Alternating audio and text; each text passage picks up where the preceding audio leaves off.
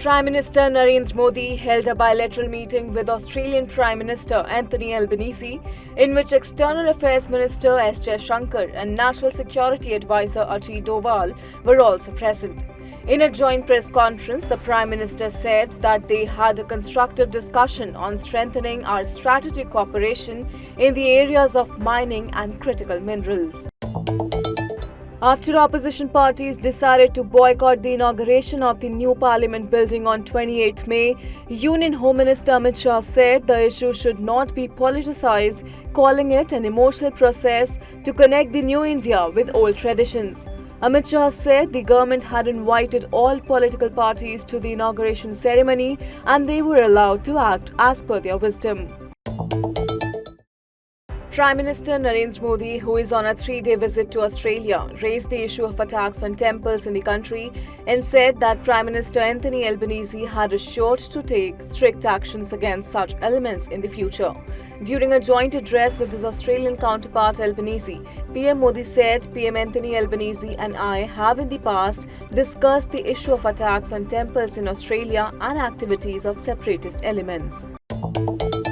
Prominent leaders of Pakistan's PTI party, Shah Mahmood Qureshi, Jamshed Cheema and his wife Musrat Cheema have been placed under house arrest to maintain law and order situation. Qureshi, who is also the PTI vice chairman, was re-arrested shortly after being released from jail in cases of riots and arson. These developments come amidst the ongoing political crisis established after the ousting of former PM Imran Khan and his arrest in corruption cases.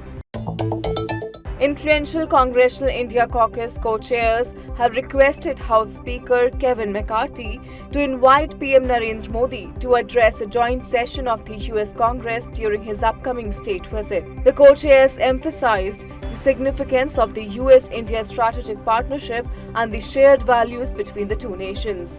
PM Modi will travel to the United States in June, where he will be hosted by US President Joe Biden. Chief Ministers of Assam and Meghalaya have begun the second phase of talks to resolve the border dispute between the states. They have decided to visit the Karbi Anglong and West Jaintia Hills areas next month to discuss settlement in the remaining 6 areas. The regional committees will submit reports by July, followed by a CM-level review meeting. The leaders aim to find a solution through mutual trust and friendship. The Enforcement Directorate carried out raids in the national capital in connection with its probe into a money laundering case related to alleged irregularities in Delhi's excise policy. The raids have been conducted in 6 different locations of the AAP leader Sanjay Singh.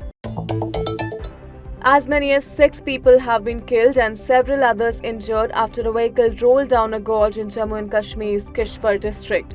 The accident occurred in Dangduru Dam site, where the vehicle carrying the workers of the Dangduru Dam project fell down.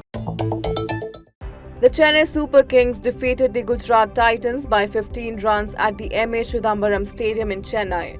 The win was made possible due to the effectiveness of the bowlers against the GT batsmen. Ravindra Jadeja was one of the key contributors who dismissed 2 batsmen, conceding only 18 runs. Chennai is now part of the finals. Spanish police arrested 7 people in connection with a racist incident targeting Real Madrid footballer Vinicius Jr. as Spain's main soccer league called for Spanish laws to be changed to tackle racism in stadiums. The incident occurred during a match where racist abuse were heard.